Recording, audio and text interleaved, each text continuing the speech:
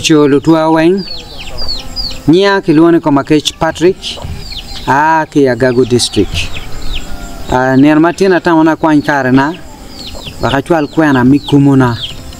Yoto pa Pastor Joseph Okidi. Mina wachia lanange la dit Pastor Joseph Okidi. Wa mwagali wario kabichiel mano purati la kwan misini ya bichiel Igulu Central High School no da winyunye mwagali wario kapara chiel kapara rio arwate kede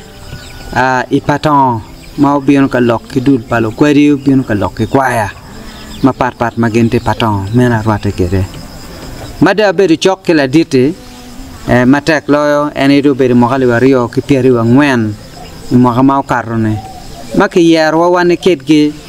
dulme Gulu University Convocation ma wate the first deal elected Gulu University Convocation ki yarwa ne ketge wan dano abungwen wachako tichwa mabe wa kwetge ente won komwa gen mangeo mabe kom la dite mina machiel oberu dano mabwanne oberu dano majalle dano mapekete dok dano mapewake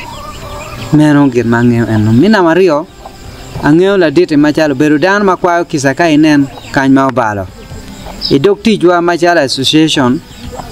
take la dite no late nyote mugimo marachi choke ye kwayo kisa peparo ni aniti won kom makaka mego ento bo kwayo kisa wa lutwa uti makijango kakany mameno kir mabe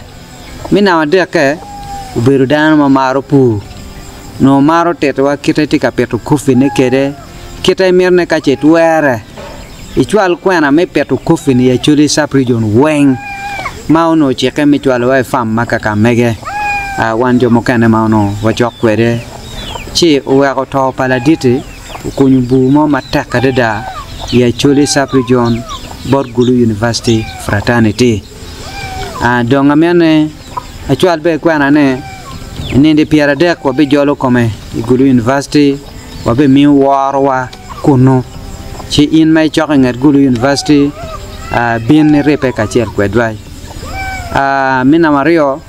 kom dial makaka megi donki bikela gagu kany make bihiro iwang lobo wan mawati ya Gagu district wabin wek warepe kilo pajo ape kilok momo pol alegu roloba kukerpo pa Pastor Joseph Okidi mau beru ka tich pere o beru ka we pere pien lo ba pe mo amalachi kuket kone ikaber mi kuch na ka ching mo wan wa beru ate kuno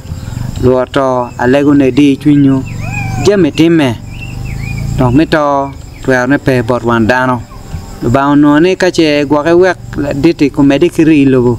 gwa butimu bal nyo bunyana ke bal mo chi wa ko tiri maya mogo piwe kwa mapetumu kwa kwanyo kwana John chi alego dano duju maya soli achuli saprijon family kandija makaka mege